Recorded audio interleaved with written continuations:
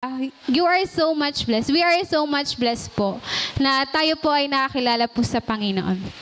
Amen po ba? And ito na po ang ating mensahe po. Kamusta po ang inyong mga pananampalataya?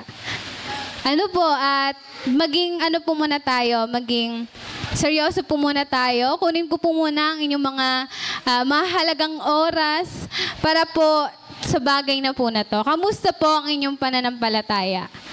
Ayan, siguro nandun po kayo sa stage po ng pananampalataya nyo na may pagsubok, pero kaya namang lampasan. May pagsubok na nandun ka sa stage na nahihirapan ka na, pero naniniwala ka talaga na pagtatagumpayin ka ng Panginoon. Or nandun ka sa isang pagsubok na hindi mo na talaga alam kung ano po ang ating gagawin. Kaya alam nyo po, ang title ko po ngayon ay about po sa pagsunod. Ano yung mga consequences kapag hindi ka sumunod sa Panginoon? Kapag hindi ka naging alerto sa pananampalataya mo ngayon. Kasi alam nyo po ngayon, wake up sa bawat isa na naririto. Kasi ang dami na pong nangyayaring sakuna sa ating bansa. Kailangan po bilang isang Kristiyano, tatagan po natin ang ating pananampalataya. Amen po ba? So, ang title po ngayon, it's about the danger and disobedience of looking back. Amen. So, ito pong story na po na to. Alam ko pong alam nyo na po na to. Ito pong story na to, na sasabihin ko po ngayong oras na ito, ay ito po ay story po na kung saan, dahil sa kuryosidad na meron siya, dahil sa hindi niya sinunod ang instruction ng Panginoon, dahil hindi siya naging aware sa kung ano yung mangyayari after niyang gawin yon, napahamak siya. Kaya ngayong oras na po na to, ano po yung mga danger, ano yung mga sakuna, ano yung mga bagay na nagpapahamak po sa atin. Kung may mga Bible po kayo, samahan niyo po ako makibukas sa Genesis chapter 19 po. Ayan, so may ginawa ko po siyang, may summarize po ako dito and basahin ko na lang po nang mas mabilis po. Ayan. Sabi po ng Lord po dito, ayan, wait lang po.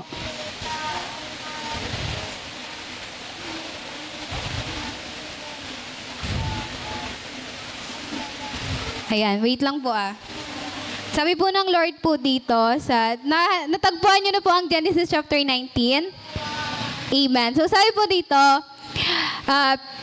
may dalawang anghel na dumating sa Sodom at sinalubong sila ni Lot sa kanyang bahay. Ngunit ang mga lalaki sa Sodoma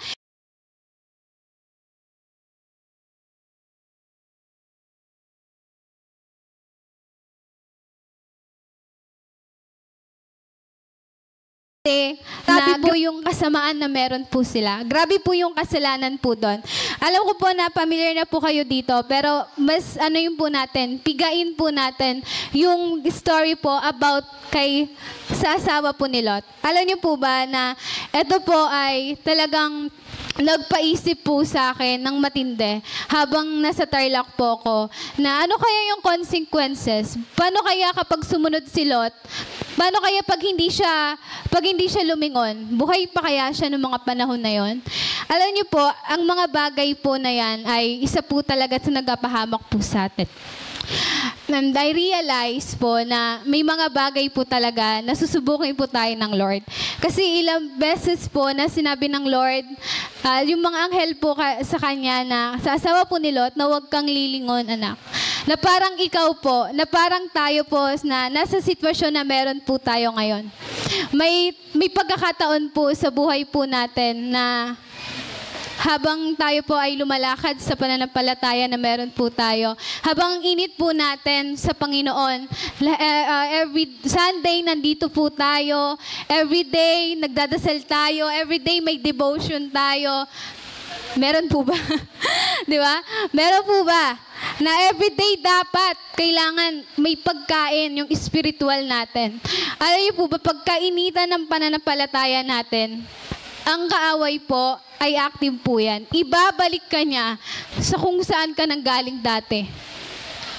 Sabihin niya sa'yo na, ayan si Amaya. Dating palasagot yan. Ito si Sis Eileen. Dati ano yan? Gabi yung bunganga niyan. Dati ito, ako, example, dating manginginom yan. Ganon yung kaaway, ibabalik at ibabalik ka niya sa kung ano yung dati mong buhay. Hanggang sa mawalan ka ng focus sa pananampalataya. Ganon po ang kaaway kumilos. Kaya alam niyo po, sa buhay po natin, ito pong story na po na Lot, kahit ilang beses ko na tong narinig, kahit paulit-ulit at kabisado na to ng ibang bata, nung pinagbulay-bulayan ko po to, talagang naano yung sarili ko na sobrang kailangan natin maging aware sa kung ano po meron po tayo. Kasi alam niyo po, ang buhay po natin ay hindi na po ganon kadali. Kasi nandito na, we are living in the last days po. Nabubuhay po tayo sa kung saan malapit na pong bumalik ang Panginoon. Kaya balik po tayo sa story po ni Lot.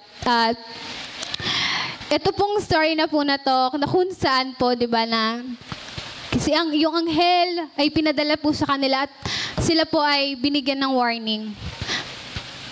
Yung mga kamag-anak mo, lahat ng meron ka, dalhin mo at lisanin mo ang lugar na ito. Sumunod po siya. Sumunod po siya. Amen po. Na kung saan po, sa number 1 po, ayan, na kung saan po ay nakita po ng Lord, nakita po ng mga anghel na sumunod po si Lot. Pero, ano po yung pinaka-importante ng pagsunod po natin sa Panginoon? Alam niyo po ba na yung pagsunod po natin sa Panginoon ay hindi po yan ganon kadali. Pwede mong sabihin mahal mo ang Lord. Pwede mong sabihin na, pwede niyo pong sabihin ng bawat isa na naririto, maging ako, na mahal ko ang Panginoon. Mahal na mahal ko ang Panginoon. Pero tanong, sumusunod po ba tayo sa Panginoon? Sinasabuhay po ba natin yung mga bagay na gustong matutunan natin sa pamagitan ng Panginoon? Nasa buhay po ba natin yung mga inaaral po natin? Alam niyo po, maaring ito po yung pinaka nakakatakot, na natatakot ako na ito yung mangyari sa akin. Natatakot ako na in the whole entire na meron ako, na pagmi-mission na meron ako, pagdating ko sa kalangitan, baka hindi ako kilala ng Lord.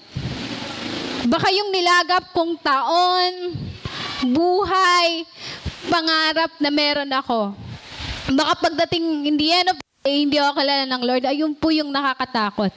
Kaya pwede po nating sabihin, mahal nyo ang Panginoon. Mahal po natin ang Panginoon. Pero ang pinakamatang tanong po dito, sinusunod po ba natin siya? Alam niyo po, what's the story of Lot life teach for us? Ano po yung mga bagay na matutunan po natin sa Panginoon? Is number 1 nga po, the importance of obedience to God. Marami pong nagsasabi na mahal po natin ang Panginoon. Marami nagsasabi na ako, willing akong maglingkod sa Panginoon. Willing akong magministeryo. Willing akong humayo. Willing akong magpagamit sa Panginoon. Pero yung pagdating sa pasunuran, kaya po ba natin? Alam po, share ko lang po ng bahagya. Hindi po ganon kadaling iwan ng lahat para lang po sumunod sa Panginoon. Hindi po. Meron po kaming pangarap, pero kailangan dahil mahal po natin ang Panginoon. At gusto po natin na dahil mahal po natin ng Lord, kahit yung pinakamaliit na sentimong meron ka, ipagkakatiwala mo yan sa Panginoon. Ano po, I realize one thing po. Ang dami ko pong na-realize sa Tarlac.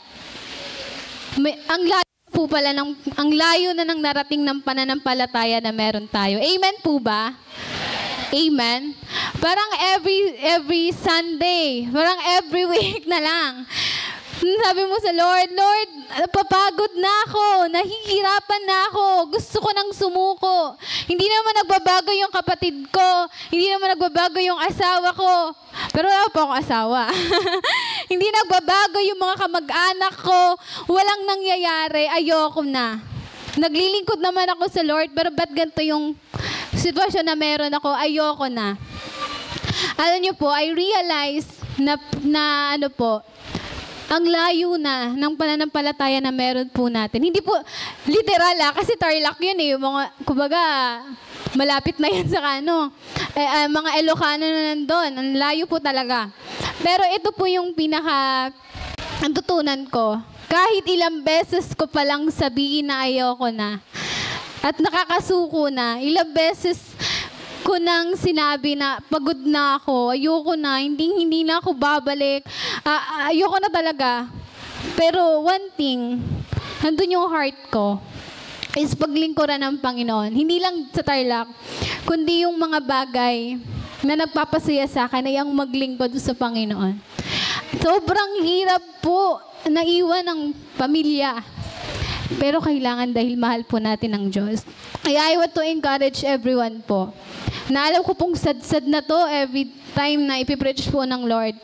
Huwag po tayong gumaya kay Lot. Na dahil po sa kuryosidad na meron siya, na dahil po sa hindi niya pagsunod, simpleng instruction lang yun guys, oh. Simpleng sabi lang yun sa kanya na huwag kang lilingon, Amaya. Huwag kang lilingon, Ashley. Huwag kang lilingon sa focus. Kasi may darating sa buhay po natin, na ibabalik ka talaga ng kaaway. Paulit-ulit po na ibabalik ka niya. Eto ka dati hanggang sa may isip mo na hindi ko deserve na nandito ako Hindi ko deserve na paglingkuran ko ang Panginoon. Dahil sa karumihan na meron ako. Pero, ito po, again, ginagamit lang yan ng kaaway para ma-distract ka. Pero again, don't looking back. Huwag kang lumingon ng patalikod. Huwag kang lumingon. Lumakad ka lang. O example po, habang naglalakad ako, punta ka dito. Ay, ka muna na nila. Bigla ang nagpapatanang. Lakad ka, tapos tingin ka sa likod. Hindi, lakad ka. Habang naglalakad ka, tapos tumingin ka sa akin, lakad ka. Mahirap? Mahirap? Anong tawag doon? Ang weird nun. Naglalakad ka sa Panginoon, pero tumitingin ka sa likod, sa mga bagay na ayun yung buhay mo dati. Kailangan hindi po dapat ganon. Kailangan kung ano yung nilalakaran mo, doon ka din nakatingin. Kasi maaari kang madapa. Kaya again po, I want to encourage everyone po na maging seryoso po tayo sa pananampalataya na meron po tayo. Alam ko po, may kanya-kanya po tayong timeline. May kanya-kanya po tayong senaryo sa buhay. May kanya-kanya po tayong mga minimithi, mga blessing po na, Lord, baka naman na.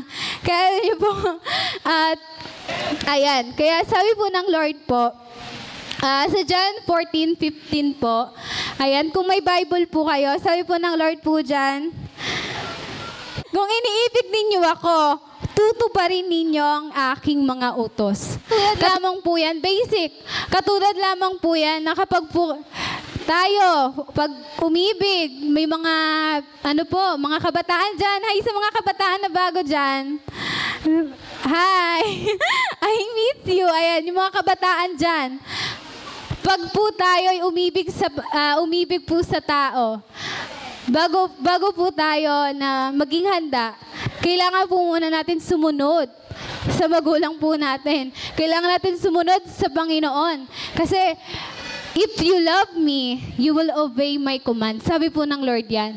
Kailangan, kahit yung pinaka-basic, kahit po yung pinaka-alam po natin, na maliit lang na bagay, pero kapag ayan, naging consistent, bakit hindi ka pagpalain ng Lord? Kailangan mo i-guard your heart. I-guard mo yung buhay mo, yung desisyon na meron ka. Kaya again po, wag na po tayong babalik sa nakaraan na meron po tayo. Amen po? Pwede niyo po bang itap ang inyong mga katabi at sabihin mo na, no turning back ha? Sige pa po with conviction. Yung talagang may diin, may galit. No turning back ha? Ayan. Ayan. Thank you po. Wag na po nating hayaan na bumalik po tayo sa kung ano po yung meron po tayo dati. And isa pa po, ano po yung dahilan kung ano po yung magiging consequences po. Ano po yung pinakahadlang? Ba't hindi po natin magawa yung pinaka-will po ng Lord? It's number 2 po, yung danger of sin. Ayaw po yung mga pagkakasala na meron po tayo. Kasi po, balik po tayo sa story po na Sodom at Gomorrah.